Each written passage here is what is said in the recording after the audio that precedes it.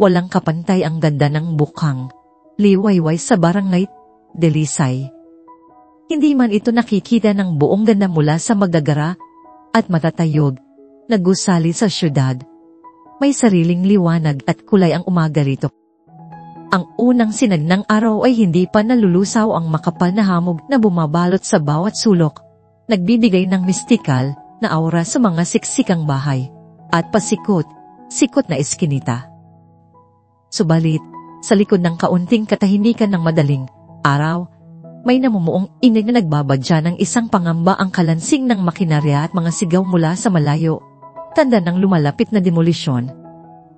Ang bawat umaga sa Dalisay ay isang pagsubok, isang paalala na ang kanilang tahanan ay nasa bingit ng pagkawala. Sa gitna ng kaguluhan at kawalan ng katiyakan, may isang lugar na nananatiling sagradong santuaryo, ang hardin ni Aling Renadio Solamedi Panganiban.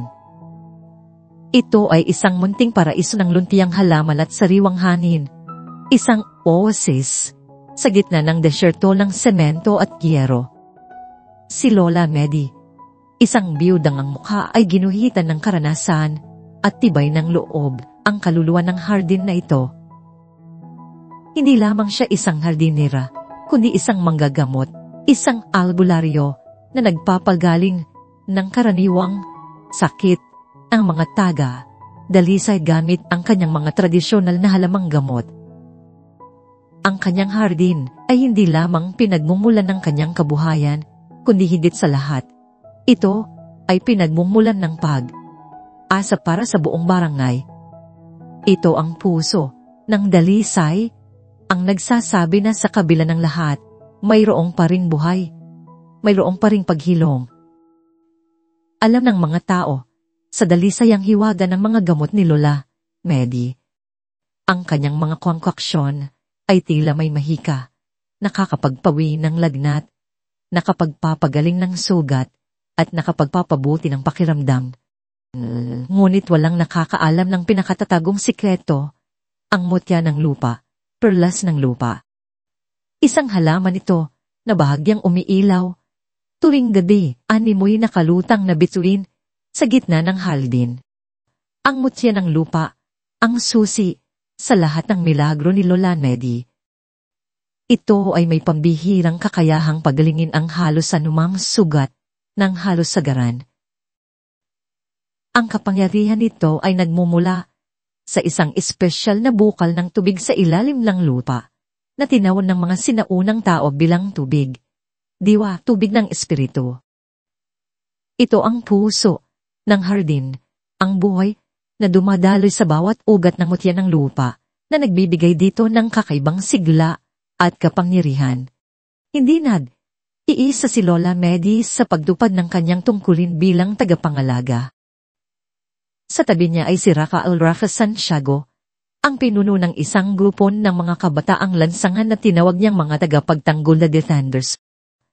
Mga kabataang dating naligaw ng landas at walang patutunguhan, ngunit kinapkop ni Lola Medi, binigyan ng ikalawang pagkakataon at tinuruan ng halaga ng komunidad. Si Rafi, sa kanyang malakas na pangangatawan at matalas na pag-iisip, ay mayroong mga pilat ng isang mahirap na nakaraan, ngunit itinuturing niya si Lola Medi na kanyang pangalawang ina at ang hardin ay ang kanyang tanging tahanan. Para sa kanya, ang hardin ay hindi lamang lupa at halaman, ito ay ang kanyang pamilya, ang kanyang pagkatao. Ang mga tagapagtanggol ay binubuo ni Nalito, isang matalino at maparaan sa maliliit na gamit na teknolohiya na kung minsan ay nakakagawa ng paraan para sa komunikasyon o pagsubaybay. Si Kiko, isang mabilis at maliksi na kayang umakyat sa anumang bubong o pader, perpekto para sa mabilisang paggalaw at pagmamanman, at si Maya, tahimik ngunit mataas ang pakiramdam, mahusay sa pagmamasid at pagsubaybay ng hindi napapansin. Sila ang mga kanang kamay ni Rafi at ni Lola Medi, handang ipagtanggol ang hardin at ang Dalisay sa anumang kaparaanan. Ang alaala ng unang pag-atake ay sariwa pa sa isipan ng bawat isa. Ilang araw pa lamang ang nakalipas mula Nang bigla na lang sumugod ang mga tauhan ng leader ng gang na si Buaya Bruno, mga goons na ginagamit ng Magnus Corp upang takutin at paalisin ang mga residente.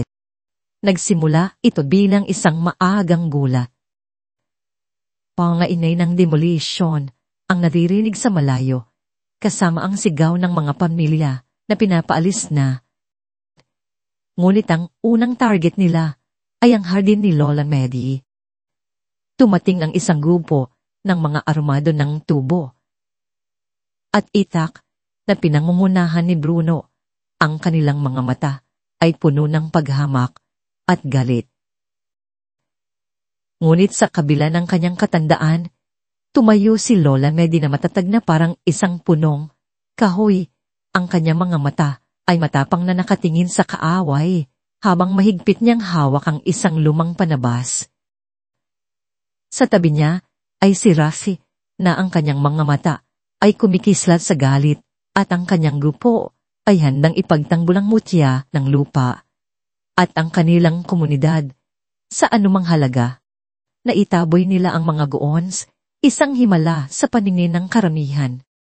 Ang tapang ni Lola Medi na hinarap si Bruno, ang walang takot na paglaban ni Rafi at ng mga tagapagtanggol ay nagbigay ng lakas at inspirasyon sa buong barangay.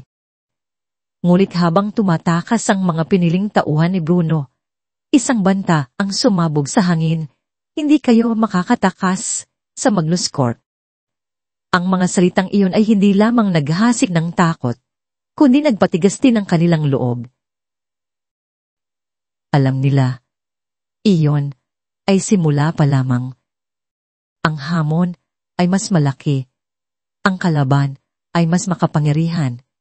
Ngunit sa puso ng nalisay sa hardin ni Lola Medi, umusbong ang isang matinding determinasyon, ang pagtatanggol sa kanilang pag-asa sa kanilang tahanan at sa espiritu ng mutya ng lupa. Ang kaguluhan ng demolisyon ay pansamantalang humupa. Ngunit ang banta ng Magnus Corp ay nanatiling anino sa bawat sulok ng barangay Dalisay. Ang bawat kaluskos ng yero, ang bawat busina ng sasakyan sa labas ng komunidad ay nagdudulot ng kaba.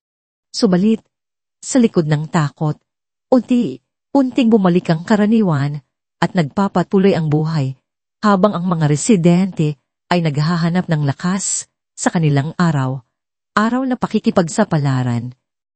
At sa panahong ito ng pagbabago at pag-aalinlangan, isang bagong mukha ang dumating sa Dalisay na dala ang kaalaman mula sa syudad at isang bagong uri ng pag-asa. Si Dr. Liana Doclia Ilustre, isang bata, maganda at matalinong manggagamot mula sa isang pribilehiyo at maginhawang mundo sa syudad, ay dumating sa Dalisay bilang isang volunteer sa isang maliit at halos walang gamit na health clinic. Nakadamit siya ng malinis na puting uniforme na tila isang simbolo ng kanyang pinagmulan, isang lugar na malayo sa alikabok at ingay ng slum. Ang kanyang mga mata, sa kabila ng pagtatago ng kanyang pagod, ay laging matatalas at mapanuri, sanay sa paghahanap ng mga sintomas at pagtukoy ng sakit. Ngunit ang Dalisay ay ibang klase ng pasyente. "Magandang umaga po," bati niya sa isang matandang babae na may dalang manok habang naglalakad siya sa makitid at maputik na eskinita patungo sa klinika. Ngunit ang tugon ay isang tipid na ngiti at mabilis na pag-iwas ng tingin. Hindi pa niya ganap na nauunawaan ng Dalisay. Ang bawat galaw niya ay tila pinagmamasdan, ang bawat salita ay tila sinusuri. Ang kanyang modernong gamit at kaalaman ay tila hindi sapat upang basagin ang pader ng pag-aalinlangan at pagtatangi ng mga tao. Ang buhay sa syudad na puno ng istruktura at lason ay malayo sa buhay dito na tila pinamumunuan ng pagdaramdam at instinct. "Ano po bang inumin sa ganitong ubo, Tok?" Tanong ng isang nanay habang nagpapakonsulta para sa kanyang anak. "Ang maksisilin po, kasama ng pagpapahinga at maraming tubig," Sagot ni Doc Lea. Sinusulat ang reseta. Wala po bang halamang gamot? Doc, mas gusto kasi namin yung natural, sabi ng nanay, na parang hindi lubos na kumbinsido sa medisinang ibibigay. Napabuntong. Hindi nga si Doc Lea. Alam niyang may ibang paraan, ang dalisay. At isa, narito ang pagtitiwala kay Lola, Medi at sa kanyang hardin. Lomdam niya na kailangan niyang patunayan ang sarili. Kailangan niyang makahanap ng lugar kung saan siya ay hindi lamang isang taga, syudad, kundi isang bahagi ng komunidad.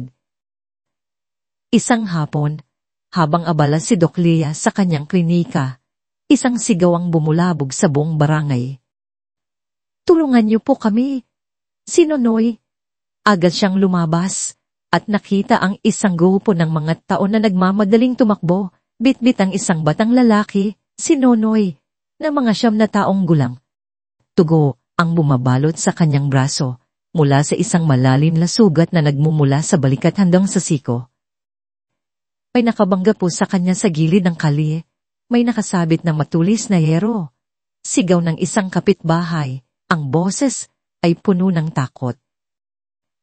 Agad na kinuha ni Doc Lea si Nonoy at dinala sa loob ng klinika. Ang kanyang mga kamay ay mabilis na kumilos, sinusuri ang sugat. Malalim ito. Bulong niya sa sarili, habang ang puso niya ay kumakabob ng malakas. Ang sugat ay malapit sa ugat at ang pagdurugo ay mahirap pigilan.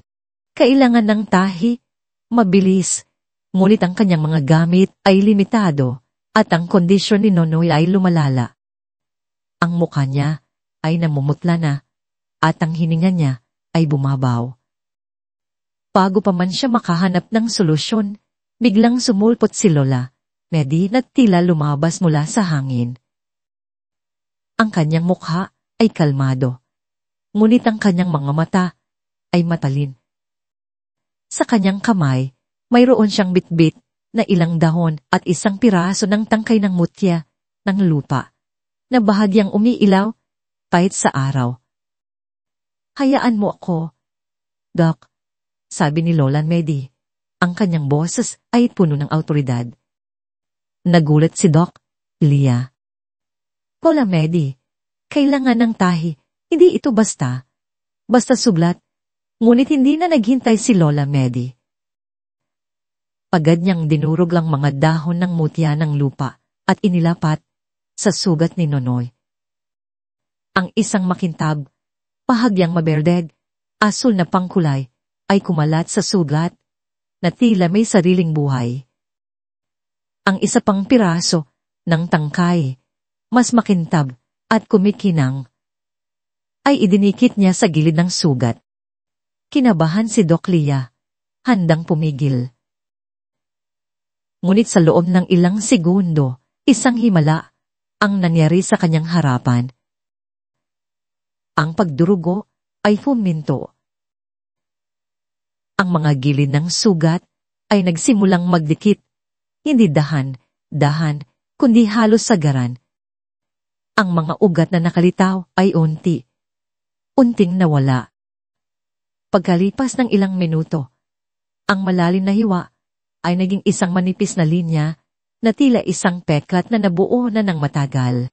Si Nonoy, na kanina'y namumutla, ay tila nakahinya ng maluwag, at ang kulay ay bumalik sa kanyang mga pisngi. Hindi makapaniwala, si Doc Lea. Ang kanyang medikal na kaalaman, ang kanyang buong aaral, ay biglang nawala ng saysay.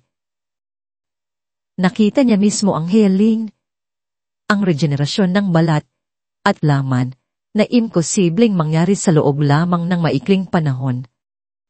Ang kanyang utak ay nagsisikap na ipaliwanag ang nakita niya, ngunit walang lohika ang maaaring tanggapin. Ano yan, Lola Medi? Tanong niya, ang kanyang boses ay halos pabulong. Ang mutya ng lupa, sagot ni Lola Medi, habang tinatapik ang braso ni Nonoy.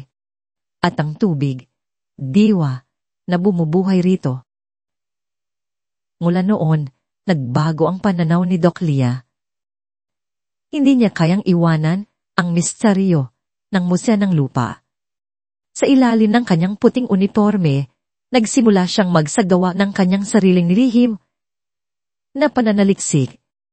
Sa gabi, kapag tahimik na ang dalisay, dahan siyang naglalabas ng maliit na vial, kukuha ng samplo ng lupa mula sa hardin ni Lola Medi o isang patak ng tubig mula sa ilalim ng ugat ng mutya ng lupa. Minsan, may pinutol siyang maliit na dahon nang halos hindi halata.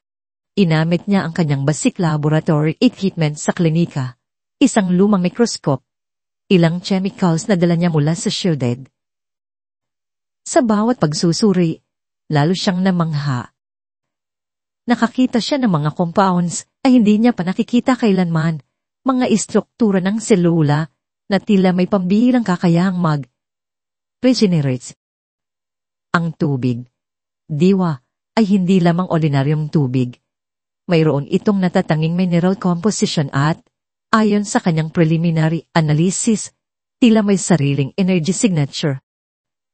Ang bawat resulta ay nagpapatunay na ang mutya ng lupa ay hindi lamang isang halamang gamot. Ito ay isang pambihirang himala ng kalikasan na may kakayahang baguhin ang buong larangan ng medisina. Ang potential nito ay hindi masukat at mas malaki kaysa sa anumang naisip niya. Habang lumalalim ang kanyang pag-aaral, unti rin lumalalim ang ugnayan ni Doc Lia sa komunidad. Hindi na lamang siya ang doktora mula sa syudad. Nakita niya ang bayanihan sa bawat sulok, ang pagtutulungan ng mga kapitbahay sa kabila ng kanilang kahirapan. Nakita niya ang pagmamahal at pagmamalasakit ni Lola na hindi lamang sa kanyang hardin kundi sa bawat residente.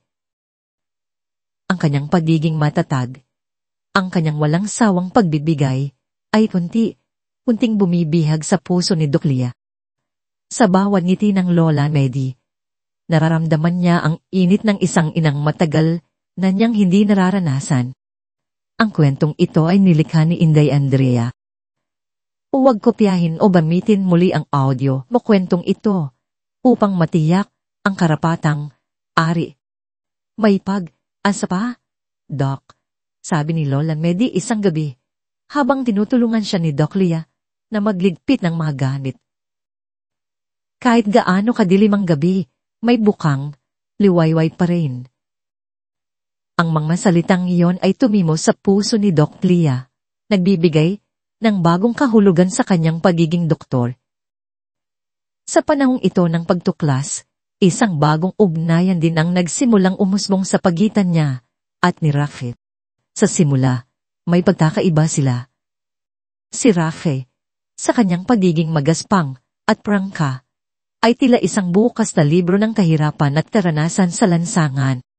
Si Doc Lia naman ay tila isang bulaklak na nabuhay sa isang glasshouse, pino at edukado. Ano nang ginagawa mo rito, Doc? Hindi ka ba nahihirapan? Tanong ni Rafe isang hapon, habang binubuhat niya ang isang sako ng lupa para kay Lola Medi, habang nakita niya si Doc Lia na hirap sa pagbuhat ng isang balde ng tubig. Kung nahihirapan ka, ako pa kaya? Sagot ni Doc Lia, nakangiti. May responsibilidad din ako sa komunidad na ito, Rafe. Unti, nakita ni Rafe ang determinasyon sa mga mata ni Doc Lia, ang kanyang tunay na malasakit sa mga tao. At nakita rin ni Doc Lia ang puso sa likod ng tigas ni Rafe. Ang kanyang pagiging tapat at ang kanyang pagmamahal kay Lola Medi at sa Delisay. Nagkaroon sila ng mga pagkakataong magkausap ng matagal sa pagbabantay sa hardin, sa pag-aayos ng mga nasirang bahagi ng barangay matapos ang maliit na pag-atake. Ibinahagi ni Rafe ang kanyang mga pangarap para sa Delisay, ang kanyang pag-asa na magkaroon ng sarili nilang lupain malayo sa banta ng demolisyon. Ibinahagi naman ni Doc Lia ang kanyang mga ambisyon na gamitin ang kanyang kaalaman upang matulungan ang mga mahihirap hindi lamang sa medisina kundi sa pagbibigay ng boses sa mga walang boses. Sa bawat pag-uusap, ang kanilang mga pagkakaiba ay nagsimulang maging tulay, hindi hadlang. Isang gabi, habang pinapanood nila ang mga bituin sa itaas ng hardin, na bahagyang nililiwanagan ng mutya ng lupa, isang simpleng ngiti ang nagmula sa kanilang dalawa, na tila nagsasabi ng isang universal na pagkakaunawa. Ngunit ang kapayapaan sa dalisay ay malayo pa rin. Ang Magnus Corp ay hindi tumitigil sa kanilang panggigipit. Isang araw, isang opisyal na sulat ang dumating kay Lola Medi. Nag-aalok mang malaking halaga para sa lupa. 1,000,000 piso, Lola Medi. Napakalaking pera niyan. Makakabili ka na ng mas magandang bahay, malayo, sa kaguluhan, sabi ng isang kinatawan ng Magnus Corp na may suot na mamahaling suit habang nakatayo sa labas ng hardin. Hindi po ibibenta ang hardin na ito. Matatag na sagot ni Lola Medi na tila isang padel na hindi matitibag. Ang halaga ng lupa na ito ay hindi nasusukat ng pera. Ito ang buhay ng dalisay. Isip po kayo. Aling Remedios. Hindi maganda ang mangyayari kung patuloy kayong magmamatigas. Banta ng kinatawan bago umalis. Mula noon, mas naging madalas ang mga insidente. May mga graffiti na lumabas sa mga pader na nagbabanta ng demolisyon. May mga nakita ang mga tagapagtanggol na mga estranghero na nagmamanmal sa paligid ng hardin. Isang gabi, may sumunog sa isang maliit na bahagi ng bakod ng hardin, ngunit agad itong napigilan ni Rafe at ng kanyang grupo. Ang mga aksyon na ito ay hindi na lamang panggigipit, ito ay mga babala na ang susunod na hakbang ng Magnus Corp ay magiging mas matindi. Ang laban ay nagsisimula pa lamang at sa bawat pagsubok, lalong tumitibay ang puso ng dalisay at lalong lumalalim ang asa ng mutya ng lupa. Kabanata 3. Inang dahon at tubig, paghahanda para sa laban, ang babala ng kinatawan ng Magnus Corp ay hindi lamang isang simpleng salita. Ito ay isang anino na laging sumusunod sa bawat residente ng Barangay Dalisay. Sa mga sumunod na araw, tila mas lalong nagakas loob ang mga tauhan ni Buhaya Bruno. Ang mga pader na nililinis pa lamang ay muling sinulatan ng mas mapangahas na graffiti na nagbabanta ng mas marahas na demolition. Ang mga bata na dati himalayang naglalaro sa mga eskinita ay kinakabahang bumalik sa kanilang mga tahanan sa paglubog ng araw. Hindi na lamang mga mensahe ang kanilang ipinapahiwatig, kundi mga aksyon na nagpapakita ng kanilang tunay na hangarin. Isang hapon, habang nagdidilig si Lola Nedi sa hardin, napansin niya ang isang kakaibang pagkalagas na dahon sa mutya ng lupa.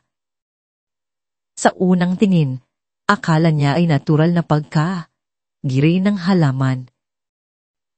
Ngunit nang lapitan niya, nakita niya ang maliliit na butas sa ilang dahon. Tila may sumipsip ng katas nito. Ang amoy ng isang kemikal ay mahina, halos hindi mahahalata, ngunit sapat upang magdulot ng kaba sa kanyang dibdib. Isang pagtatangka itong pahinain ng halaman, ang pinakakaluluwa, ang kanyang hardin. Taki, tawag niya. Agad na lumapit si Rafael. Bakit po Lola, Medi? May kung sinong nagtatangkang sirain ng mutya ng lupa, sabi ni Lola Nedi. Ipinapakita ang dahon. Galit ang namuo sa mga mata ni Rafe. Sila na naman. Hindi talaga sila titigil. Kinagabihan, nagpulong ang mga tagapagtanggol. Si Lito, sa kanyang matalas sa obserbasyon, ay napansin ang mga bagong mukha na madalas naglalakad sa paligid ng dalisay na tila nagmamasid. Hindi lang sila mga goons, Rafe, sabi niya. mas mukhang mga profesional. May mga kasama sila na may ibang dalaw. Kailangan nating maging handa, ani Kiko. Sigurado akong susugon na naman sila. Ang kanilang hinala ay nagkatotoo.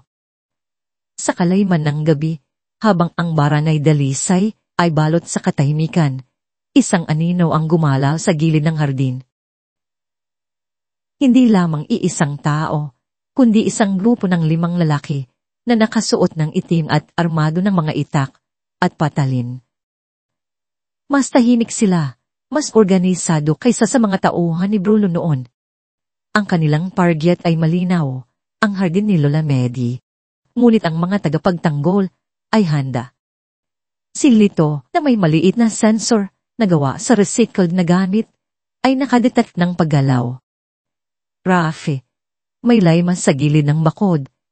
Malapit sa lumang bodega, bulong niya sa walkie. Aki. Mabilis na kumilos si Rafi at Kiko. Dahan silang gumapang sa mga bubong ng kalapit na bahay. Si Maya naman ay nakapuwesto sa likod ng malalaking dahon ng saging, naghihintay. Nang akmang sisirain ng isa sa mga lalaki ang bakod, biglang bumaba si Rafi mula sa bubong. Animoy anino. Sino kayo? Sigaw niya. Nabigla ang mga lalaki. Ngunit mabilis silang nakabawi at sumugod kay Rafi. Si Kiko, mula sa likod, ay naghagis ang mga maliliit na bato na nagdulot ng gulo. Isang maidting na labanan ang naganap. Hindi man sila armado ng baril, ang mga tagapagtanggol ay may bentahe ng kaalaman sa kanilang teritoryo. Ang makitid na mga iskinita, ang madilim na sulok, ang mga bubong, lahat ay ginamit nila. Ang isang lalaki ay nadapa sa isang butas na alam lamang ng mga taga-Dalisay. Ang isa pa ay natumba matapos tamaan ng isang bato na inihagis ni Kiko. Ngunit malakas din ang kalaban. Isang lalaki ang nakasugod kay Rafi, ngunit hinarangan niya ito gamit ang isang kahoy. Ang ingay ng labanan ay gumising sa ilang kapitbahay. Nagtitinginan sila mula sa kanilang mga bintana. Takot. Ngunit may kaunting pag-asa. Nang makita ng mga lalaki na marami na silang kalaban at mas organisado ang mga tagapagtanggol, nagpasya silang umatras. Ngunit bago sila tuluyang makatakas, narinig ni Raf ang banta ng isa sa kanila. Hindi ito ang huli. Babalik kami, at hindi lang kami ang babalik. Matapos ang labanan, umabol si Rafi at nakitang tumakas ang mga ito. Pumalik siya sa hardin, humihinal. Tumating si Lola Medi na may dalang flashlight at si Doc Lea. Maayos lang po ba kayo, Rafi? Tanong ni Doc Lea. Sinusuri ang mga galos sa braso niya. Kundi lang to, Doc, sagot ni Rafi. Ngunit ang kanyang mga mata ay puno ng determinasyon. Lola Medi, kailangan na nating kumilos. Hindi na sila basta. Mas malaki ang balak nila. Tumango si Lola Medi. Ang insidenteng ito ang nagpatibay sa kanilang desisyon.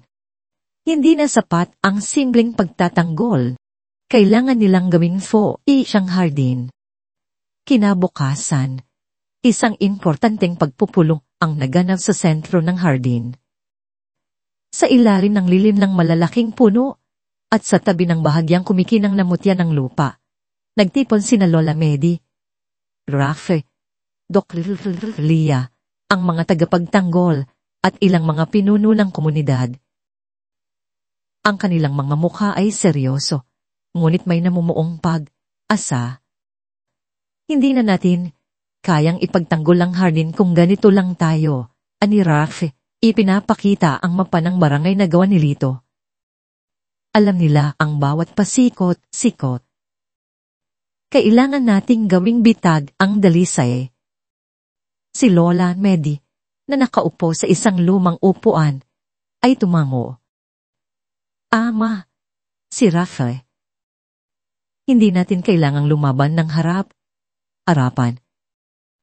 Maaari nating gamitin ang alam natin. Ano po ang ibig ninyong sabihin, Lola Nedy? Tanong ni Doc Nia.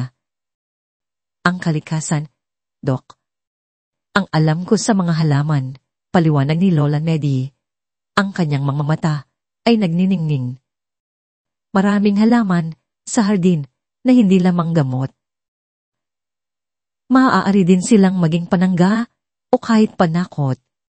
Sinimulang ilahan ni Lola Nedy ang kanyang mga ideya. May mga damo tayo rito na kapag nadikit sa balat ay sobrang kati. Pwede nating ilagay sa mga madadaanan nila. Mayroon din tayong halamang ugat na kapag dinurog at inamoy ay nagdudulot ng bahagyang pagkahilo o pagkalito, parang bangungot na gising.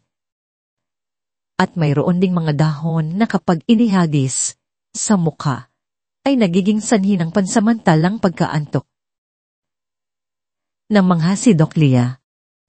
Ang kanyang medikal na kaalaman ay muling nabigla sa lalim ng kaalaman ni Lola Nedy sa tradisyonal na panggagamot.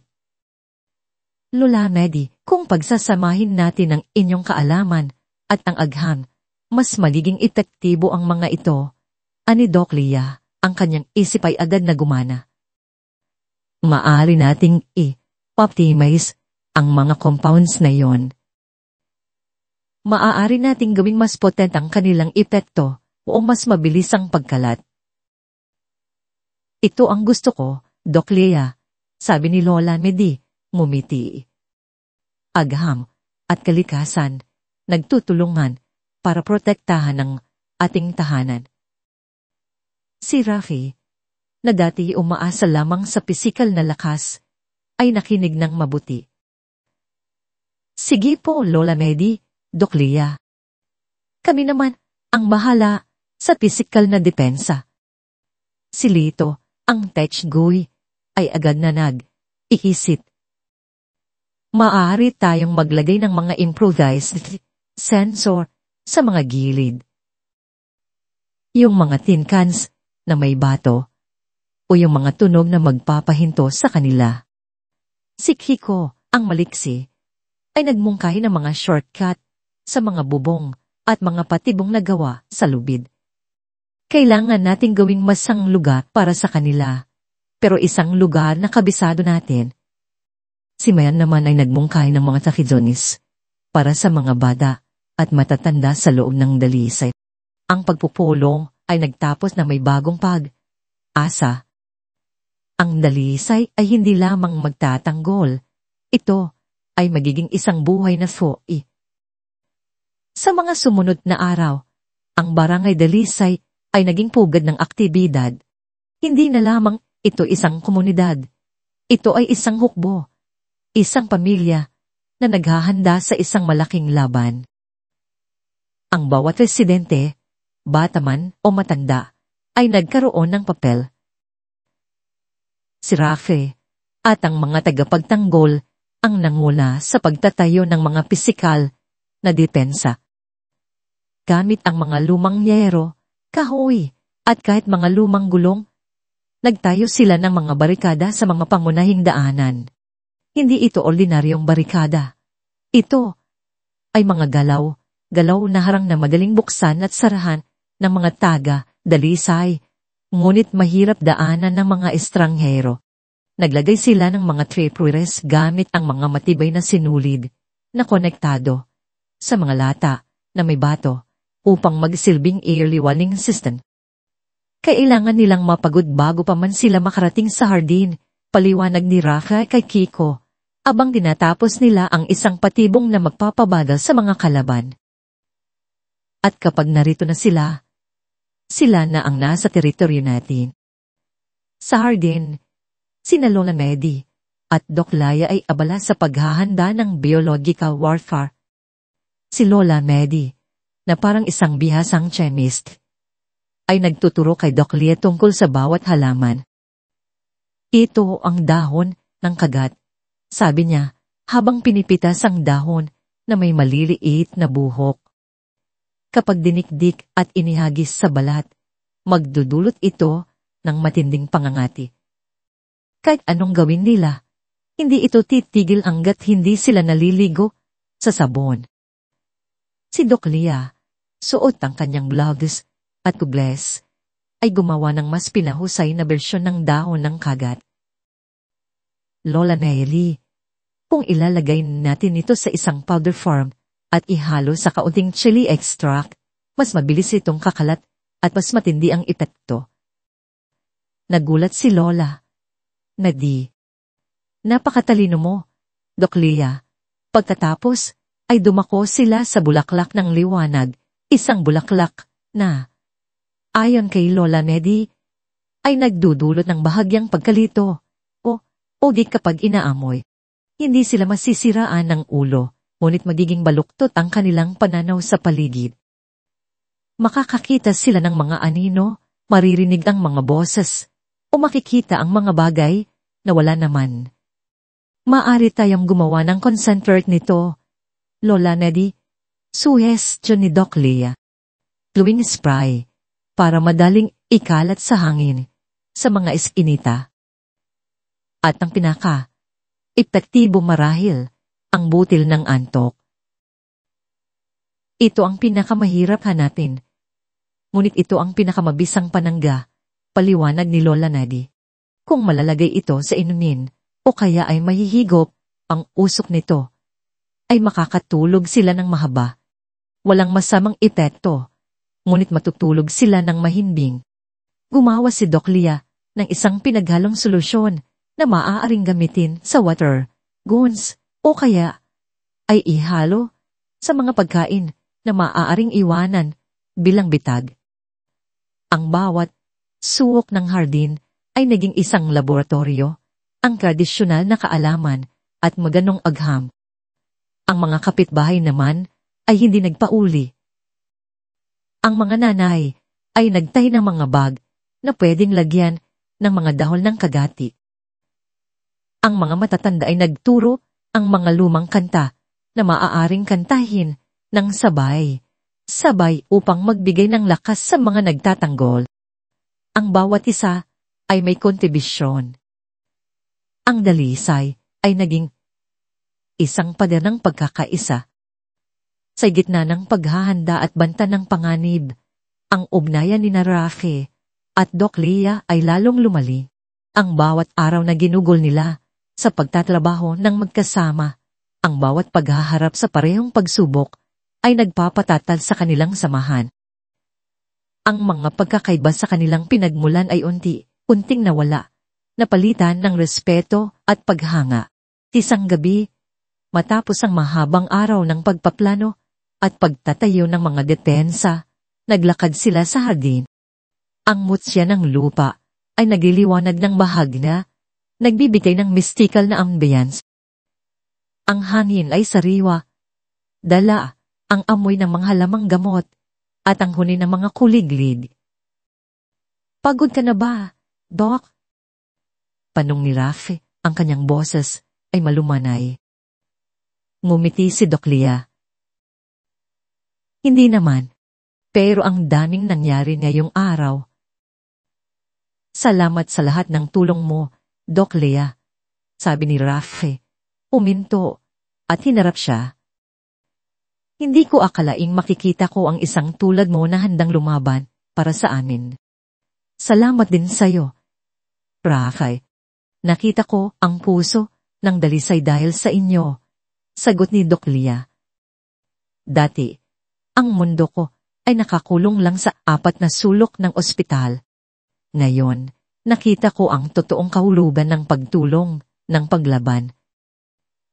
Naupo sila sa ilalim ng isang puno, malapit sa musya ng lupa. Ibinahagi ni Rafe ang kanyang mga pangarap, ang makita ang dalisay na lumago, na magkaroon ng sariling lupa, na maging ligtas ang mga bata. Ikinuwento niya ang hirap ng kanyang nakaraan, ang pagiging walang patutunguhan bago siya kinupkop ni Lola Medi. Si Lola Medi ang nagbigay sa akin ng direksyon. Doc Lia, sabi niya, Ang kanyang mga mata ay nakatingin sa mutya ng lupa. Siya ang nagturo sa akin ng pagmamahal sa komunidad. Siya ang aking pamilya. Ikinuwento naman ni Doc Lia ang kanyang pagnanais na gamitin ang medisina hindi lamang para magpagaling ng sakit, kundi para magbigay ng kapangyarihan sa mga tao. Ang kanyang frustration sa sistema, ang kanyang paghahanap ng tunay na kahulugan ng kanyang propesyon. Pakiramdam ko, Rafe, dito sa Delisay, nahanap ko ang tunay kong layunin, sabi niya. Pakiramdam ko, sa wakas, may silbi ako. Ang kanilang mga kamay ay nagkadikit ng hindi sinasadya. Ang mga puso nila ay tila nagkakasabay sa bawat tibok. Sa ilalim ng nagliliwanag na mutya ng lupa, na tila saksi sa isang bagong simula, dahan-dahang lumapit si Rakay. Umarap si Doc Lia sa kanya. Ang kanilang mga mata ay nagtagpo, puno ng unawa at asa. Sa isang marahan at matamis na halik, ang kanilang ihibigan ay namukadkad, isang simbolo ng asa na lumalabas sa gitna ng panganib. Sa sandaling iyon, ang mundo ay tila uminto at tanging ang liwanag ng mutya ng lupa at ang tibok ng kanilang mga puso ang nagpatunay na sila ay buhay at magkasama. Abang ang ihibigan ni Rafe at Doc Lia ay namumukadkad, si Lola Medi naman ay may sariling laban sa kanyang nakaraan. Madalas, kapag isa siya sa gabi, makikita siya ni Rafe o ni Doc Lia na hawak ang isang luma at kupas na litrato, isang larawan ng isang batang lalaki na may malaking ngiti, at sa tabi niya ay isang binata na may mga mata ng asa at ambisyon. Ito ay si Eduardo, ang kanyang dindo. Ang kanyang anak. Isang hapon, habang aayos ng mga halaman sa hardin, nakita ni Doc Lia si Lola Medi na nakatulala sa litrato.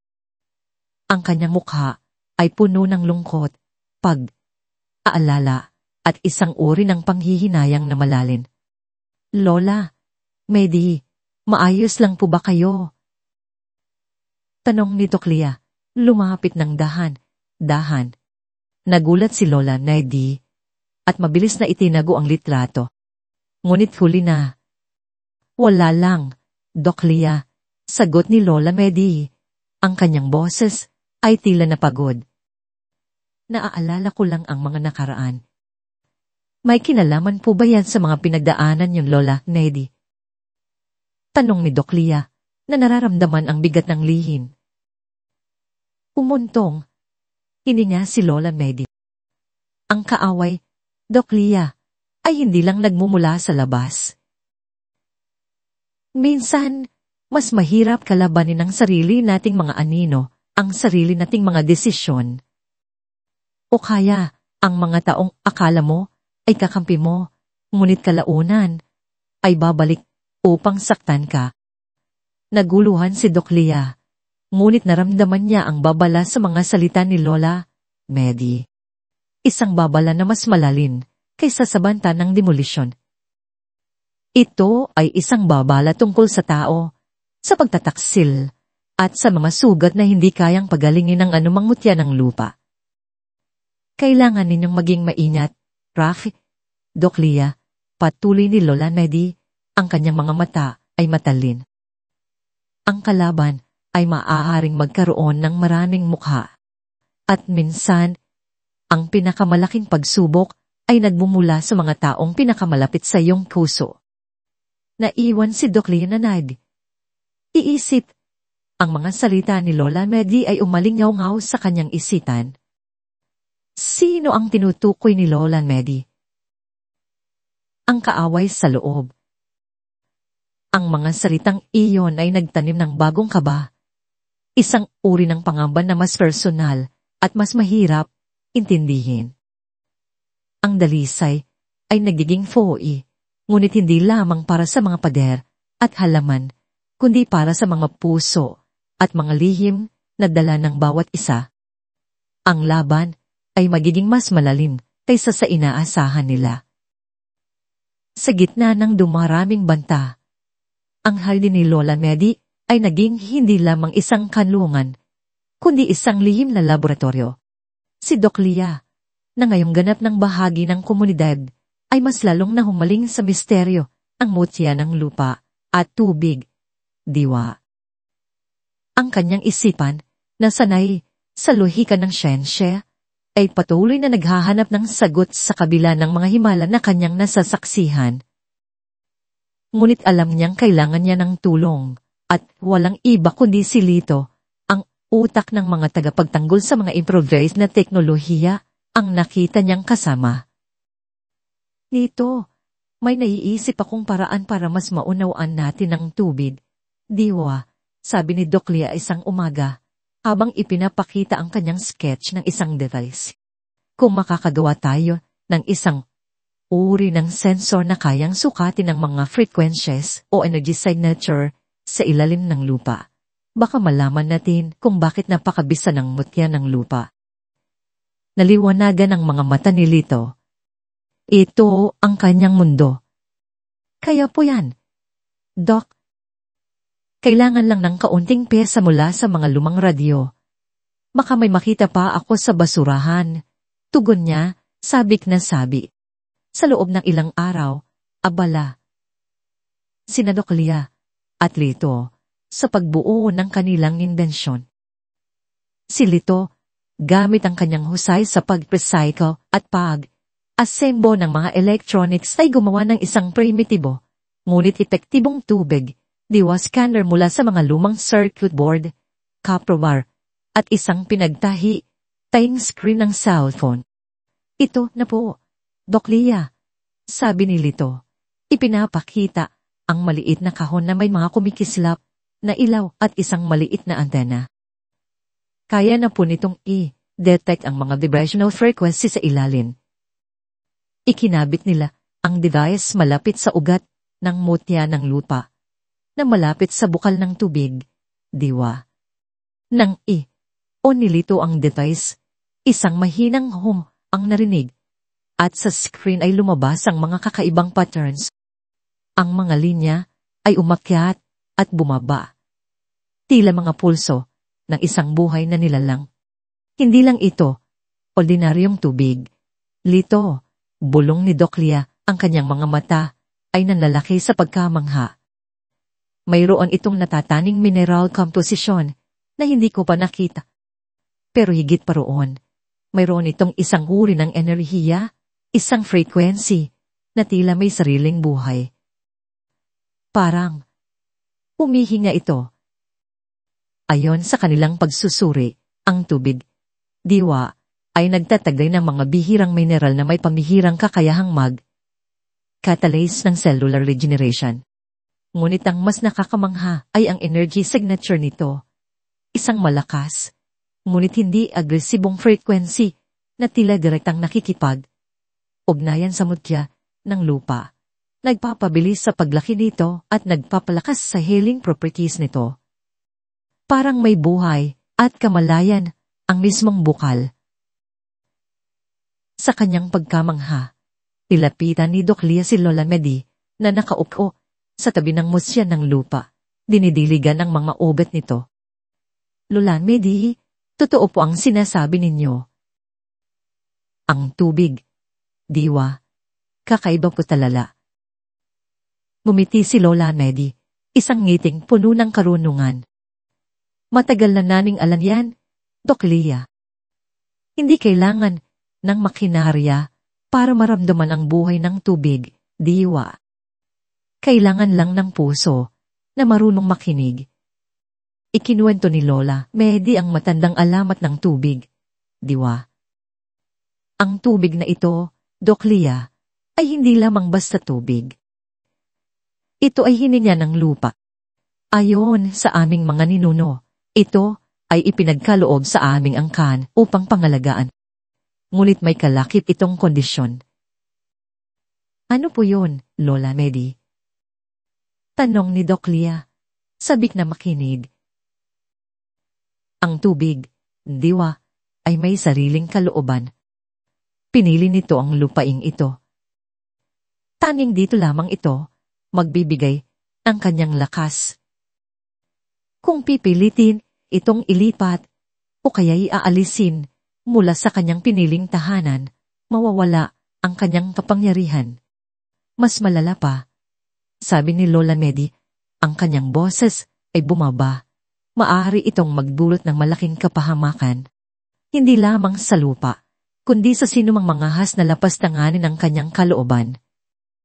Naalala ni Doktia ang kanyang mga naunang eksperimento kung saan tila humina ang kapangyarihan ng mutya ng lupa kapag inilayo mula sa lupaing ito. Ang mga resulta ay nagpapahiwatig na may koneksyon talaga ang halaman sa mismong bukal at sa lupa. Ang pag-unawa sa tradisyon at siyensya ay nagsimulang magkaisa sa kanyang isipan. Ang mutya ng lupa at tubig, diwa, ay hindi lamang isang medikal na pagtuklas, ito ay isang sagradong responsibilidad, isang testamento sa ugnayan ng tao at kalikasan. Hindi nagtagal, ang banta ng Magnus Court ay nagtangkang subukin ang bagong tatag na inang dalisay. Isang hapon, sa kasagsagan ng kainitan, isang malaking grupo ng mga tauhan ni Buaya Bruno ang sumugod. Hindi na lamang ito ang dati nilang mga buons, mas marami sila at mas organisado. Nakita ni Rafe at Kiko ang kanilang mga truck sa malayo, puno ng mga armadong lalaki at kahit mga bakhoy na handang sumila ng mga estruktura. Pa Philadelphia, Lola Medi, narito na sila! Sigaw ni Kiko mula sa kanyang pwesto sa bubong. Mas marami sila at mas mukhang handa. Agad na kumalat ang alarma sa buong dalisay. Ang mga kapitbahay ay naghana. Ang mga bata at matatanda ay dinala sa mga sakilones na itinalaga ni Maya. Si Lola Medi ay nasa gitna ng hardin, kalmado. Ngunit ang kanyang mga mata ay matalin, handang ipagtanggol ang kanyang buhay at ang buhay ng tubig, diwa. Alalahanin ang plano, walang lalaban ng harapan, sigaw ni Rafe, habang ililalagay ang kanyang maskara na gawa sa lumang tela. Ang kanyang mga mata ay kumikislap sa determinasyon. Hayaan nating ang ating bahay ang lumaban para sa atin. Ang unang bugso ng pag-atake ay sinalubong ng mga improvised na depensa ng dalisay. Nang pilitin ng mga tauhan ni Bruno na dumaan sa makitid na eskinita, sila ay sinalubong ng mga trepwires ni Lito na nagdulot ng ingay mula sa mga lata at bato at nagpa-alerto sa mga nagtatanggol. Ang mga bongdilya na may lamang powder mula sa dahon ng kagat ay inihagis sa kanila na nagdulot ng matinding pangangati sa balat. Agad na nagulo ang kanilang formasyon na kung saan ay nagsisimula silang magkamot at sumigaw. Aray ko! Ano to? Sigaw ng isa sa mga goons habang patuloy na nagkakamot. Angkati! Angkati! Habang sila ay abala sa pangangati, si Kiko, sa kanyang liksi, ay naghagis sa mga spray mula sa bulaklak ng liwanag. Ang amoy nito ay kumalat sa hangin na nagdulot ng bahagyang pagkalito. Nakita ng mga goons ang mga anino na tila gumagalaw sa dilim at narinig ang mga bulong mula sa kung saan. Nagsimula silang magpaputok sa walang laman na espasyo, nagiging sanhi ng mas malaking kaguluhan. Ano yan? May multo ba dito? Sigaw ng isa pa, na tila nakakita ng kung ano. Si Doc Ria, kasama ang ilang nanay, ay gumamit ng mga water gun na may lamang butil ng antok na solusyon, pinasabog sa direksyon ng mga kalaban. Hindi ito nakamamatay, ngunit ang epekto ay mabilis. Ang isa, nagsimulang bumagsak ang mga goons, nahihimatay sa gitna ng labanan. Si Buaya Bruno, na nakita ang nangyari, ay nagnitngit. "Pangaduwag, lumaban kayo!" sigaw niya. Ngunit ang kanyang mga tauhan ay nagkakalat na, ang ilan ay nagtatakbuhan, ang ilan ay nagkakamot pa rin, at ang ilan ay nakatulog na sa lupa. Si Rafe, na nasa gitna ng aksyon, ay nakita ang kanyang pagkakataon. "Mga tagapagtanggol, harangin sila, huwag hayaang makarating sa hardin." Isang maikling, ngunit matinding labanan ang naganap sa mga eskinita. Gamit ang kanilang kaalaman sa mga tagong daanan at mga patibong, naharangan ng grupo ni Rafe ang mga pilit pa ring sumusugod. Ang isa sa mga bakhoy ay sinubukan pa ring pasukin ang dalisay. Ngunit dahil sa mga balikada at mga galaw na harang, hindi ito nakapasok ng tuluyan. Sa huli, kinailangan ni Buaya Bruno na umatkas. Ang kanyang mga tauhan ay nagkalat.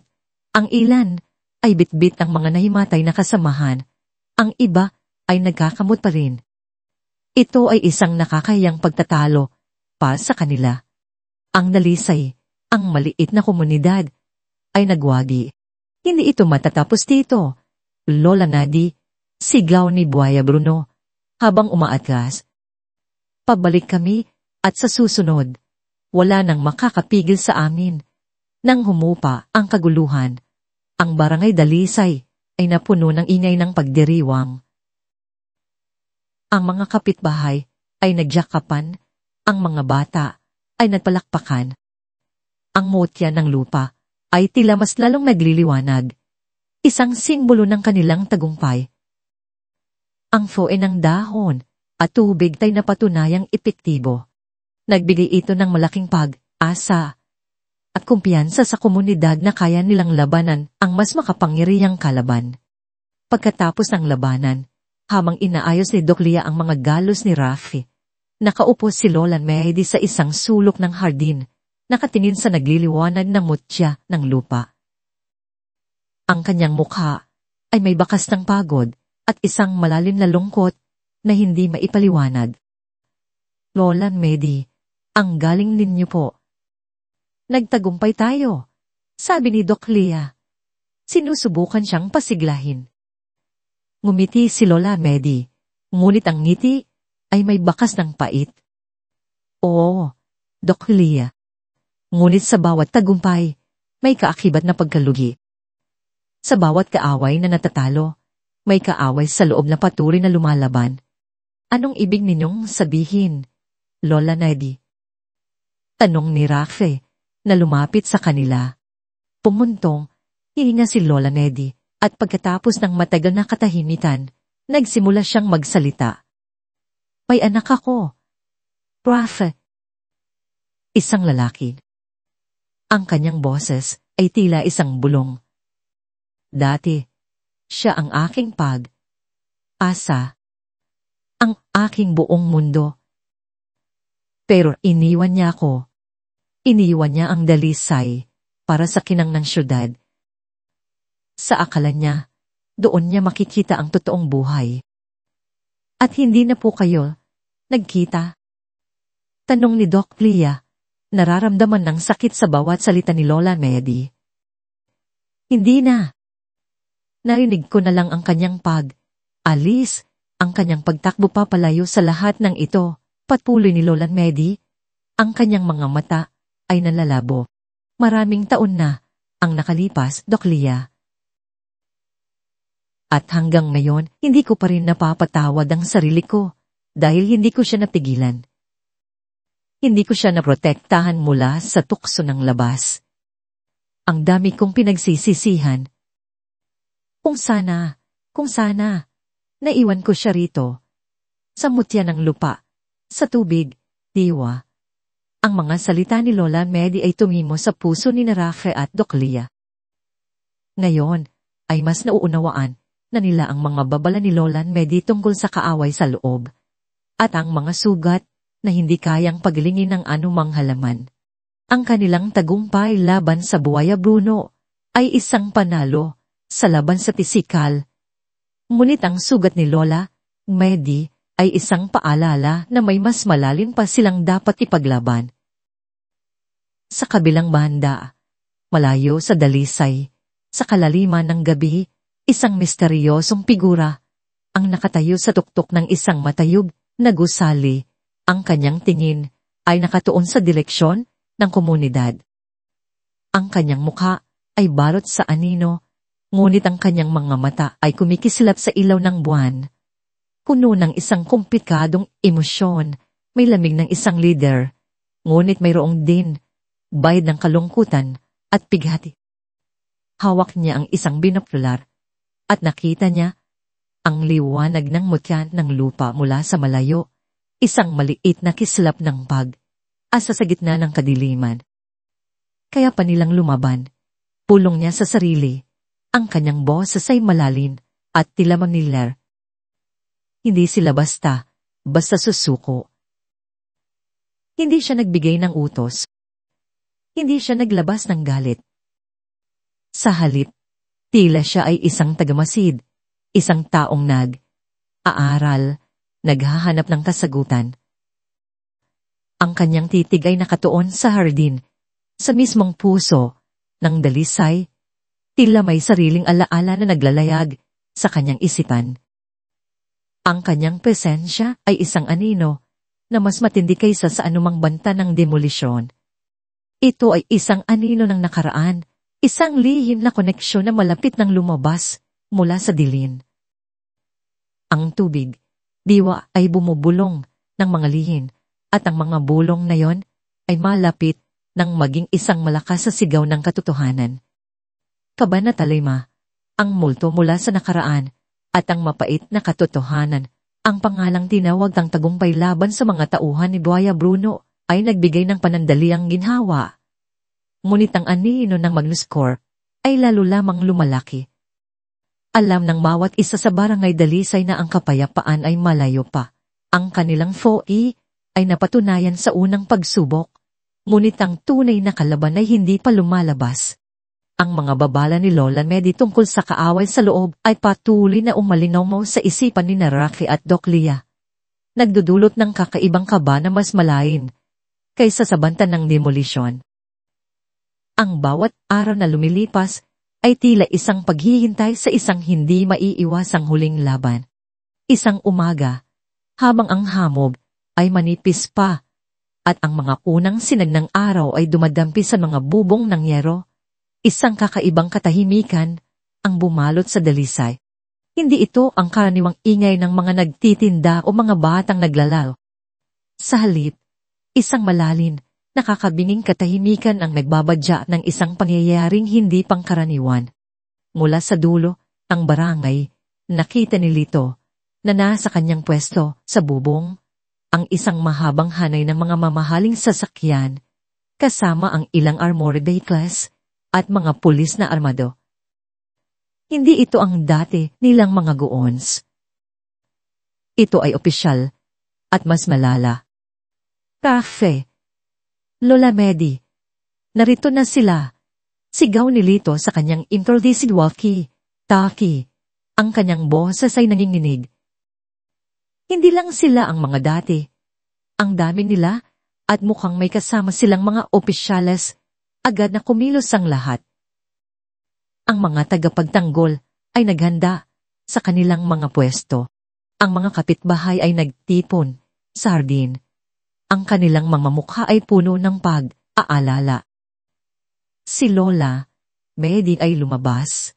Ang kanyang lumang panabas ay mahigpit na hawak. Sa tabi niya ay si Doc Lia na ang kanyang mga mata ay natalin at si Rafi na ang kanyang mga kamao ay nakakuyong. Ang delegasyon ng Magnus Corp ay dahang lumar. Sa harap, isang hanay ng mga pulis na nakasuot ng makinis na uniforme. Kasama ang mga matitipunong lalaki na may suot na business suits. Ang kanilang presensya ay nagdulot ng lamig sa umaga. Sa gitna ng hanay, lumabas ang isang matangkad na lalaki. May suot na mamahaling suot na yari sa pinong tela. Ang kanyang buhok ay makintab at maayos, at ang kanyang mukha ay may bakas ng kapangyarihan at pagiging matigas. Hindi ito ang kinatawan na nag-alok ng pera noon. Ito ay isang taong mas mataas, mas makapangyarihan. Ito ang CEO ng Magnus Corp, Aling Remedios Panganiban. Sabi ng isang abogado, ang kanyang boses ay formal. Narito kami upang ibigay ang huling abiso. Pinibili namin ng lupaing ito.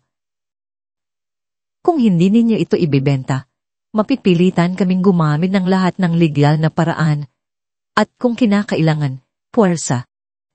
Ngunit ang mga mata ni Lola Medi ay hindi nakatuon sa abogado o sa mga pulis o sa mga armadong gwardya. Ang kanyang tingin ay nakatuon sa CEO, ang taong nakatayo sa likod ng abogado, na ang kanyang mga mata ay nanunuot, tila sinusuri ang bawat galaw niya. Ang kanyang mukha ay balot sa anino, ngunit sa bawat hakbang niya, unting lumilinaw ang kanyang mukha. Parang may humampas sa puso ni Lola Medi. Ang kanyang mga kamay ay nanginig at ang panabas ay tila bumigat. Ang kanyang mga mata ay nanlaki sa pagkamangha sa isang halo ng sakit, akot, at matinding galit. Ang mga alaala ay bumalik, isang bugso ng nakaraan na matagal na niyang ibinaon sa pinakamalalim na sulok ng kanyang kaluluwa. Ang mukha ng binata sa litrato, ang batang lalaki na kanyang kinalong, ang kanyang dindo. Ngayon ay nakatayo sa kanyang harapan, ngunit hindi na bilang kanyang anak, kundi bilang isang kaaway. Dindo. Pulong ni Lola Medi, ang kanyang boses ay halos hindi marinig, ngunit sapat upang marinig ni Rafe at Doc Lea. Napatingin si Rafe at Doc Lea sa isa't isa, pagtataka ang bumalot sa kanilang mga mukha. Sino si Dindo? Bakit tinawag ni Lola Medi ang pangalang iyon? Ang CEO ng mayon ay malinaw na ang mukha ay Eduardo Panganiban. Ang kanyang mga mata ay walang emosyon, ngunit may isang bahid ng pag-tiwas sa kanyang tingin nang marinig niya ang tinig ng kanyang ina. Lola Medi, sino po siya? Tanong ni Doc Lea. Ang kanyang boses ay nanginginig sa pagkabila. Eduardo, sabi ni Lola Medi. Ang kanyang boses ay lumakas, puno ng kapaitan. Eduardo Panganiban. Ang aking anak. Ang aking Dindo, ang mga salitang iyon ay parang bomba na sumabog sa gitna ng dalisay. Ang mga kapitbahay ay nagbulungan. Ang mga mata ni Rafe at Doc Lea ay nanlaki sa pagkabila. Ang CEO ng Magnus Corp, ang kalaban na kanilang kinakatakutan, ay ang anak ni Lola Medi. Ang lalaking dinalikuran ng kanyang ina at ang kanyang pinagmulan. Si Eduardo o Dindo ay dahang humakbang pasulong. Ang kanyang tingin ay matalim. Ina, sabi niya, ang kanyang boses ay malamig at kontrolado, walang bakas ng pagmamahal. Matagal na akong wala sa dalisay. At ang Dindo na kilala mo ay matagal nang patay. Ako si Eduardo Panganiban, ang CEO ng Magnus Corp. Paano mo nagawa ito, Dindo? Tanong ni Lola Medi. Ang kanyang mga mata ay puno ng luha. Paano mo nagawang balikan ng iyong ina at ang iyong bayan upang sirain ito? Hindi ba sapat ang kita sa iyong kumpanya? Kailangan mo pa bang kunin ang huling asa ng mga tao?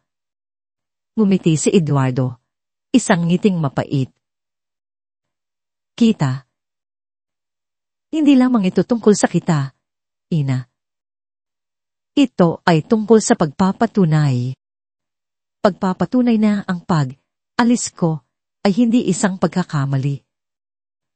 Pagpapatunay na ang buhay sa syudad, ang buhay na ito ay mas mainam kaysa sa kumunoy ng kahirapan at kawalan ng pag-asa na ito.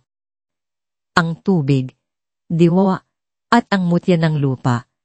Patuloy ni Eduardo. Ang kanyang tinig ay tila lumambot ng bahagya, ngunit agad ding bumalik sa pagiging matigas. Ang kapangyarihan nila ay hindi dapat masayang sa pagpapagamot ng mga maliliit na sakit. Ito ay isang ginto, ina. Isipin mo ang kayamanan na maidudulot nito sa buong mundo. Ang pagalingin ng libo, ang milyong may sakit sa pamamagitan ng agham, hindi lamang sa pamamagitan ng mga lumang pamamaraan na ito. Isipin mo ang legacy. Sigaw ni Lola, Nedi. Ang legacy mo ay ang pagtataksil sa iyong sariling dugo. Ang legacy mo ay ang pagyurak sa lupa na nagbigay sa iyo ng buhay, ang mutya ng lupa at tubig. Diwa ay hindi para sa negosyo mo, Dindo. Ito ay kaloob ng lupa. Para sa mga taong nangangailangan, hindi para sa iyong kasakiman. Ang bawat salita ni Lola Medi ay tila isang palaso na tumama sa puso ni Eduardo. Nakita ni Doc Lia ang isang bahid ng pagkabigla sa kanyang mga mata, isang mabilis na pagbabago sa kanyang ekspresyon na agad niyang itinago. Tila mayroong isang labanan sa loob ng kaluluwa ni Eduardo sa pagitan ng kanyang ambisyon at ng mga alaala ng isang inang minsan niyang minahal. Ina, hindi mo naiintindihan, sabi ni Eduardo, ang kanyang boses ay bumaba. Buong buhay ko, nakita ko kung paano ka naghirap, kung paano tayo naghirap sa dalisay. Ang pangarap ko ay makalaya sa lahat ng ito. Makalaya sa kahirapan, sa kawalan ng pag-asa. At ngayon, narito ako, ina. May kapangyarihan.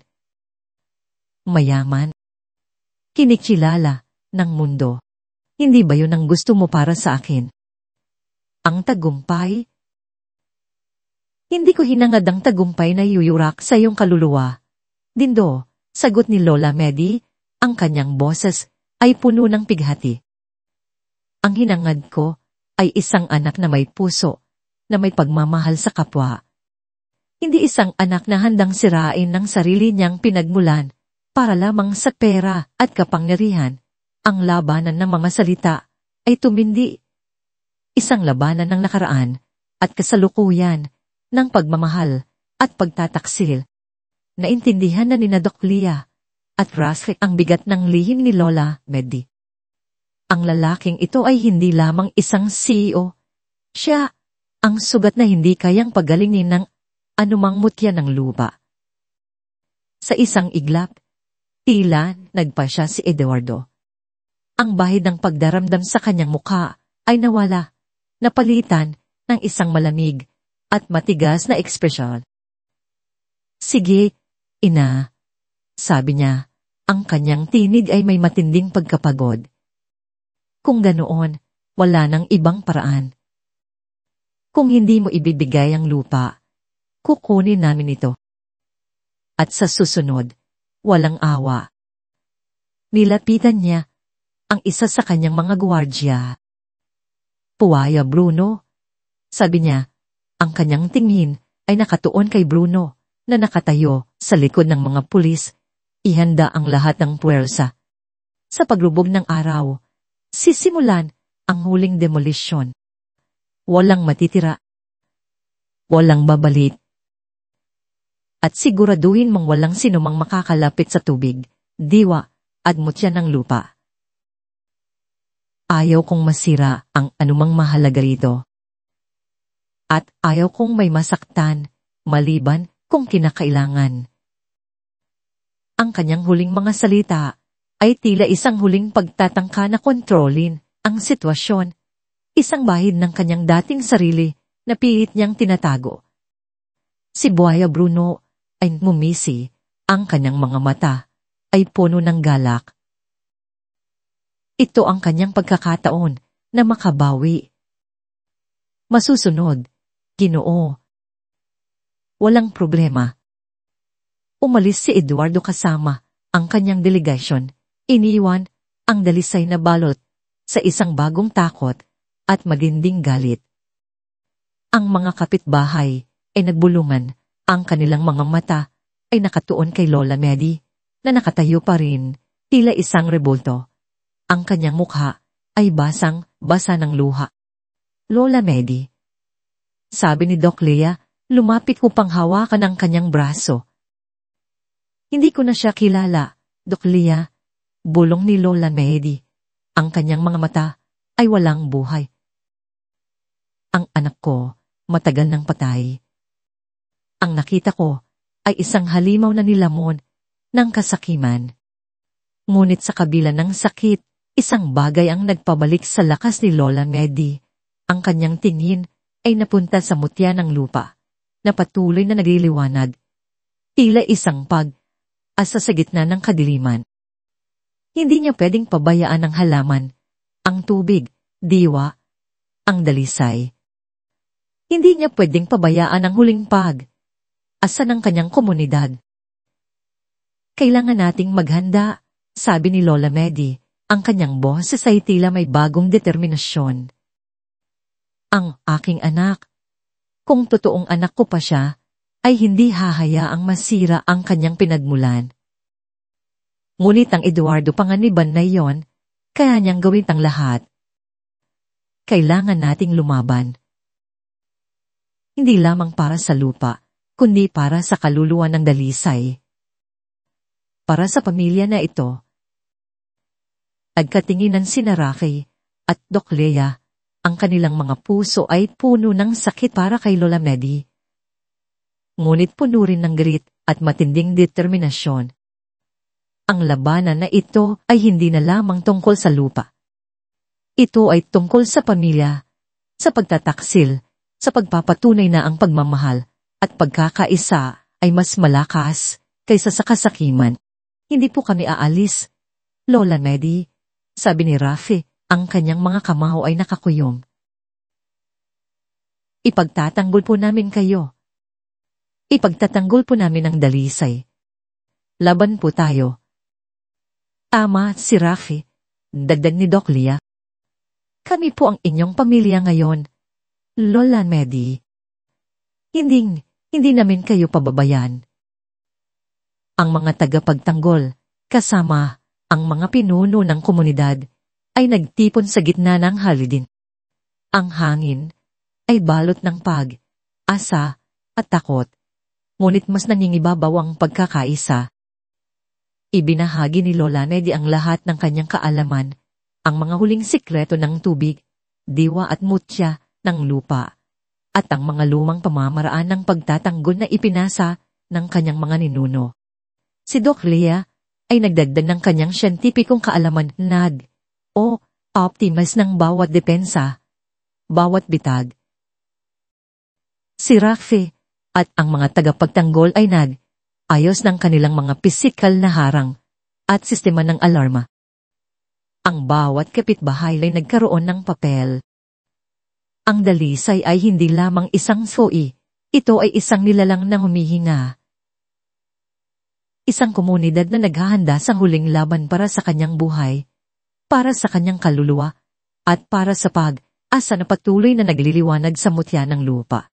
Alam nila na ito ang kanilang huling pagkakataon. At handa silang ibigay ang lahat. Walang mas nakakabinging katahimikan kaysa sa katahimikan na nagbabadya ng isang bagyo. Ang umaga sa Barangay Dalisay ay balot sa ganoong katahimikan. Ang hamog ay mas makapal kaysa dati, tila nagtatago sa nalalapit na trahedya. Walang huni ng ibon, walang ingay ng mga bata. Tanging ang bulong ng hangin at ang tibok ng mga puso ang naririnig. Sa loob ng hardin ni Lola Medi, ang lahat ay nakahanda. Ang mga mata ng bawat isa ay nakatuon sa dulong bahagi ng barangay, naghihintay sa hindi maiiwasang pagsugod. Hindi nagtagal, bumasag ang katahimikan. Mula sa malayo, nagsimulang umalinaw ang kalansing ng mga makinarya, hindi lamang mga bakoy, kundi mga truck na puno ng mga armadong tao, mga armored vehicles, at busina ng mga patrol car. Ang usok ng tambutso ay unti-unting lumalatag sa hangin, nagpapahiwatig ng kanilang papalapit. Ang tunay na hukbo ng Magnus Corp ay narito na. Kasama nila si Buaya Bruno at ang kanyang mga tauhan, na ngayon ay mas mayabang at mas handa. May suot na bulletproof vests at may dalang mga baril, hindi lamang mga itak o patalin. Ang kanilang mga muka ay puno ng matinding galit at paghihigandi. Ang barangay Dalisay ay napuno ng ingay ng sigaw ng sunod na putok ng baril at ng mabigat na amoy ng pulbura. Hindi ito ang dati nilang mga pag-atake. Ito ay isang digmaan. Narito na sila. Sigaw ni Kiko mula sa kanyang pwesto sa bubong. Ang kanyang boses ay tila nanininig. Lahat sa pwesto, utos ni Rafe. Ang kanyang boses ay malakas at puno ng tapang. Walang uurong, dalisay laban. Ang unang bugso ng pag-atake ay sinalubong ng mga depensa na pinagsamang agham at tradisyon. Nang pilitin ng mga sundalo ng Magnus Corp at mga tauhan ni Bruno na pasukin ang mga makitid na iskinita, sila ay sinalubong ng mga tripwires at mga bitag ni Lito. Ang mga lata na may bato ay nagdulot ng malakas na ingay, nagpaalerto sa mga nagtatanggol at nagdulot ng pagkalito sa mga sumusugod. Ang mga improvised na landmines na may lamang dahon ng kagat at chili powder ay sumabog, nagdulot ng matinding pangangati sa mga bala. Ang kati, sigaw ng mga sundalo, nagpapaputok sa era. Ang ilan ay gumugulong sa lupa, nagtatangkang kiskisin ang kanilang mga balat. Ang ilan ay natamaan ng mga spray mula sa bulaklak ng liwanag na ibinugan ni na Doc Lea at ng ilang nanay gamit ang mga water kung nagawa sa recycled na material. Ang mga sundalo ay nagsimulang makakita ng mga anino, marinig ang mga bulong, at maging maluktot ang kanilang pananaw sa paligid. Ang kanilang pormasyon ay nagulo. Ang kanilang pag-atake ay nabawasan ng lakas. Sugod. Walang aatras. Sigaw ni Buaya Bruno na tila imin sa mga bawal. Sunugin ang mga peste. Ngunit ang mga tagapagtanggol ay lumaban ng buong tapang. Si Rafe ay nasa harapan, pinamumunuan ang kanyang grupo. Sa bawat eskinita, sa bawat sulok, mayroong depensa.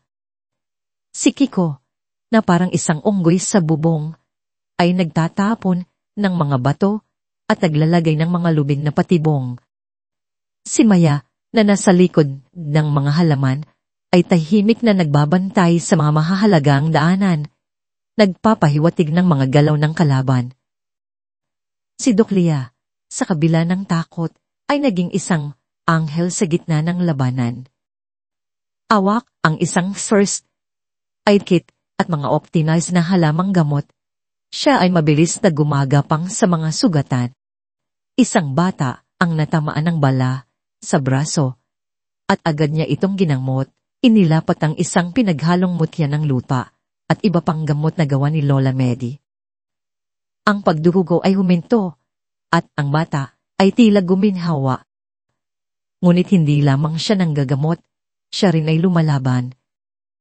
Gumamit siya ng mga smoke bombs na may lamang butil ng antok na nagdulot ang panandaliang pagkatulog sa mga kalaban. Sa gitna ng lahat ng ito, si Lola Medi ay nakatayo sa gitna ng hardin, malapit sa nagliliwanag na mutya ng lupa. Ang kanyang lumang panabas ay mahigpit na hawak, ngunit hindi siya lumalaban gamit ang pisikal na puwersa. Ang kanyang presensya ay tila isang tanglaw, nagbibigay ng lakas at asa sa lahat. Ang kanyang mga mata ay nakatingin sa mutya ng lupa at sa bukal ng tubig Diwa, na tila nakikipag-usap sa mga espiritu ng kalikasan. Sa bawat sigaw, sa bawat putok, mananatili siyang kalmado. Tila isang puno na hindi matitinag ng anumang bagyo. Ang labanan ay lumala. Ang mga sundalo ng Magnus Corp ay nagtagumpay na sirain ang ilan sa mga barikada. Ang mga bakoy ay nagsimulang gumiba ng ilang bahay sa paligid ng hardin. Ang apoy ay nagsimulang kumalat sa mga tuyong yero. Ang dalisay ay unting nawawasak.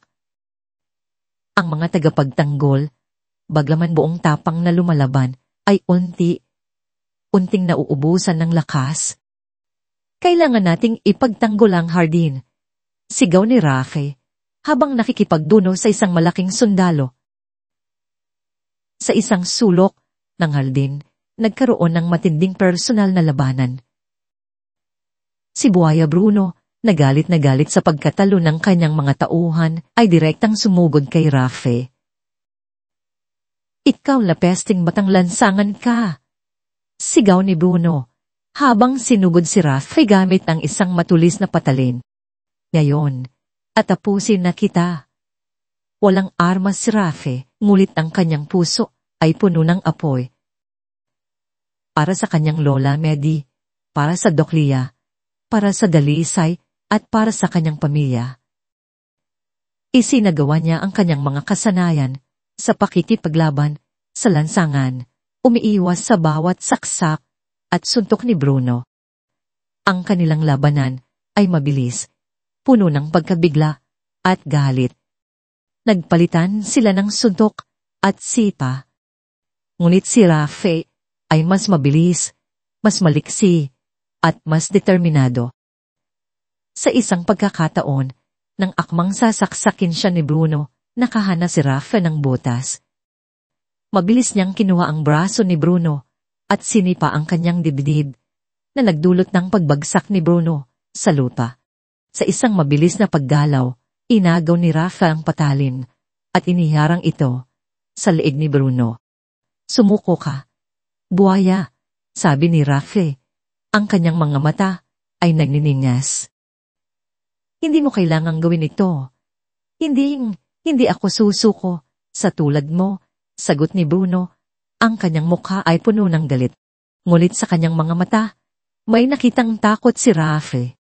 Sa huli, pinili ni Rafe na hindi saktan si Bruno. Sa halip, sinuntok niya ito sa panga na nagdulot ng pagkawala ng malay ni Bruno. Ang labanan ay tapos na para kay Bruno. Ngunit ang digmaan ay hindi pa tapos. Sa labas ng hardin, si Eduardo Panganiban ay nakatayo sa tabi ng kanyang mga sundalo, pinagmamasdan ng nagaganap na kaguluhan. Ang kanyang mukha ay matigas, ngunit may isang bahid ng pag-aalinlangan sa kanyang mga mata. Nakita niya ang apoy, ang pagkasira, ang mga taong lumalaban. Ituloy ang demolisyon. Utos niya, ang kanyang boses ay tila may pagkapagod. Wala nang atrasan.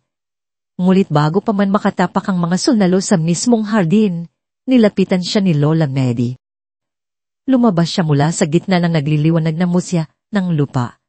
Ang kanyang mga mata ay puno ng pighati, ngunit may matinding lakas.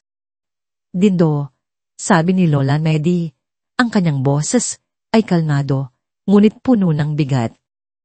Tingnan mo ang ginawa mo. Hindi ba sapat ang pagtasira na ito? Ina, sagot ni Eduardo. Ang kanyang tingin ay umiiwas. Wala akong choice. Ito ang aking kapalaran. Ito ang dapat kong gawin para sa ating pangalan, para sa pamilya Panganiban. Pangalan, pamilya. Tanong ni Lola Medi, isang ngiting mapait ang gumuhit sa kanyang labi. Anong klaseng pangalan ang ginagawa mo sa pamamagitan ng pagyurak sa pinagmulan mo? Anong klaseng pamilya ang iniwan mo para sa kasakiman? Huwag mong subukang pigilan ako. Ina, sabi ni Eduardo. Ang kanyang boses ay tila may takot na nararamdaman. Matagal na akong wala rito.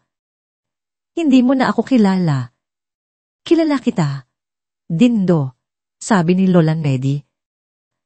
Kilala kita bilang ang batang lalaki na mahilig maglaro sa hardin na ito. Kilala kita bilang ang anak na nangangako na poprotektahan ako. Ang mutya ng lupa at tubig, diwa, ay hindi lamang isang kayamanan, Dindo. Ito ay isang paalala ng iyong pinagmulan ng iyong kaluluwa. Sa sandaling iyon, nang akmang sasagutin ni Eduardo ang kanyang ina, may nangyari. Mula sa ilalim ng lupa, ang bukal ng tubig, diwa, ay bumbulwak. Hindi ito tubig na lumalabas, kundi isang matinding liwanag na kulay asul, berde, na tila buhay na kristal. Ang liwanag ay mabilis na kumalat, bumalot sa mutya ng lupa, at lumaganap sa buong hardin. Hindi ito nakasisilaw, ngunit may taglay itong isang uri ng enerhiya na dumadaray sa bawat sulok, sa bawat halaman, sa bawat tao. Ang mga sundalo ng Magnus Corp at ang mga tauhan ni Buwaya Bruno na nakalaban sa loob ng hardin ay biglang natigilan. Ang liwanag ay hindi nakasakit sa kanila. Ngunit ito ay bumulwak sa kanilang isipan, nagdudulot ng matinding pagkahilo at pagkalito. Hindi ito pisikal na atake, ito ay isang atake sa kaluluwa. Ang bawat isa sa kanila ay biglang nakakita ng mga larawan mula sa kanilang nakaraan, mga alaala ng pagkabata, ng mga pagkakamali, ng mga taong sinaktan nila, ng mga pangarap na nawala. Ang kanilang mga tinid ay naging kumul ng pighati ng pagsisisi. Ang kanilang mga armas ay bumagsak sa lupa, abang sila ay nakaluhod, nakahawak sa kanilang mga ulo, tila binabangungot sa gitna ng katotohanan. Si Eduardo Panganiban ay hindi rin nakaligtas. Nang ang liwanag ng tubig, diwa, ay lumaganap, ito ay pumasok sa kanyang isipan. Ang kanyang matigas na mukha ay unting napuno ng pagkamangha, at pagkatapos ay ng matinding sakit. Nakita niya ang kanyang sarili bilang isang maliit na batang lalaki, naglalaro sa hardin, kasama si Lola Medi, na nagtuturo sa kanya tungkol sa mga halaman. Nakita niya ang haplos ng kanyang ina, ang ihit ng kanyang mga yakap. Nakita niya ang kahirapan, ngunit kasama nito ay ang saya, ang pagkakaisa ng komunidad. Nakita niya ang gabing siya ay umalis, ang luha sa mga mata ng kanyang ina, ang kanyang sariling pagmamadali na iwanan ang lahat. At sa gitna ng liwanag, nakita niya ang kanyang sariling mukha, puno ng kasakiman, na sumisira sa lahat ng minsan niyang minahal. Ang mga luha ay nagsimulang dumaloy sa kanyang mga mata. Mga luha ng pagsisisi, ng pighati, ng pagkawala. Ang kaguluhan ay naging isang sigaw ng kaluluwa.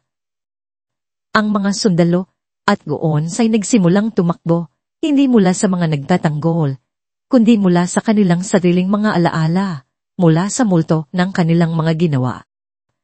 Ang mga truck ay nagsimulang umaatras, ang mga bakoy ay huminto. Ang mga putok ng baril ay tumigil. Ang mabigat na amoy ng pulbura ay napalitan ng sariwang amoy ng mga halaman. Ang tubig, diwa, ay bumulwak ng mas malakas, at pagkatapos ay dahang humina, hanggang sa ang liwanag ay bumalik sa mutya ng lupa, na ngayon ay mas nagniningning kaysa dati. Ang hardin ay naligtas. Si Eduardo, na ngayon ay balot sa luha at pighati, ay nakatingin sa kanyang ina. Ang kanyang mukha ay basang-basa. Ang kanyang buhok ay nagulo. Ang kanyang mamahaling suot ay tila isang damit na puno ng pagkakasala. Hindi siya nagsalita. Hindi niya kayang magsalita. Sa kanyang mga mata Ang sakit ay malalim at ang pagsisisi ay hindi masukat.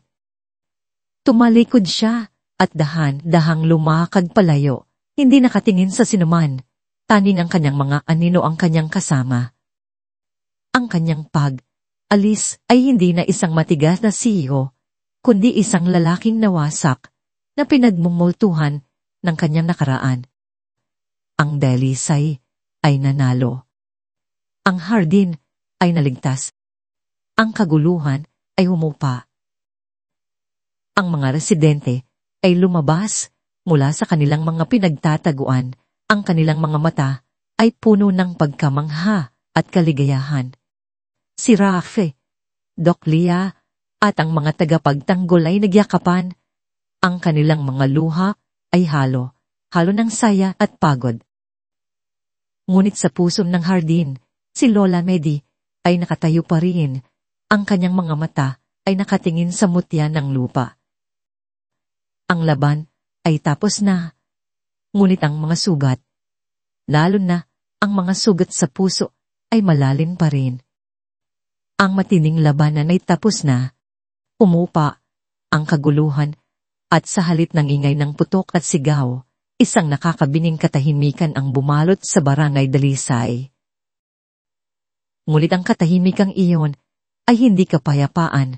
Ito ay ang hininga ng isang komunidad na kakaraos lamang mula sa bingit ng pagkalipol.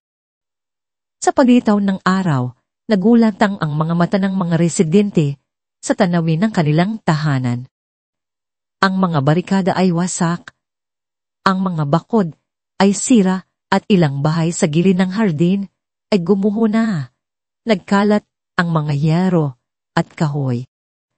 Ang mga bakas ng bakoy ay malalim sa lupa, animoy mga pilat ang isang nagdaang trahedya. Ito ang mga pisikal na sugat ng digmaan. Ngunit sa kabila ng lahat ng pinsala, ang puso ng Dalisay ay nanatiling buo. Ang hardin ni Lola Medi, bagaman may mga nasirang halaman at nagkalat na lupa, ay nakatayo pa rin. At sa gitna ng lahat, ang mutya ng lupa ay patuloy na nagliliwanag. Mas matindi pa kaysa dati, animoy isang tanglaw na nagbibili ng pag-asa. Hindi ito nasira. Hindi ito natibag. Ito ang patunay na ang tubig, diwa, ay hindi lamang isang bukal ng tubig, kundi isang pinagmulan ng buhay at lakas na hindi kayang sirain ng sinuman. Sa gitna ng mga nagkalat na kalat, ang mga residente ng Dalisay ay lumabas mula sa kanilang mga pinagtataguan. Ang kanilang mga mukha ay balot sa pagod at gulat. Ngunit mayroong isang kislap ng tagumpay sa kanilang mga mata. Nagyakapan sila, nagpalakpakan, at sa gitna ng mga luha, ay nagkaroon ng isang malakas na sigaw ng Dalisay. Dalisay, isang pagdiriwang ng pagkakaisa, ng katatadan, ng pagiging matapang na harapin ang isang higanting kalaban. Ngunit sa ilalim ng saya, alam ng bawat isa na ang laban ay hindi patapos. Ang Magnus Court ay maaring umatras, ngunit ang banta ay nananatili, isang anino na laging sumusunod sa kanila. Si Lola Medi, na matapos ang lahat, ay nakaupo sa gitna ng kanyang hardin, malapit sa mutya ng lupa. Ang kanyang mukha ay ginuhitan ng pagod, ngunit may kakaibang kapayapaan sa kanyang mga mata. Nakita niya ang kanyang anak, si Dindo, na umalis na basa ng luha, nababalod ng pagsisisi. Ang sakit sa kanyang puso ay malalim pa rin, isang sugat na hindi kayang pagalingin ng anumang mutya ng lupa.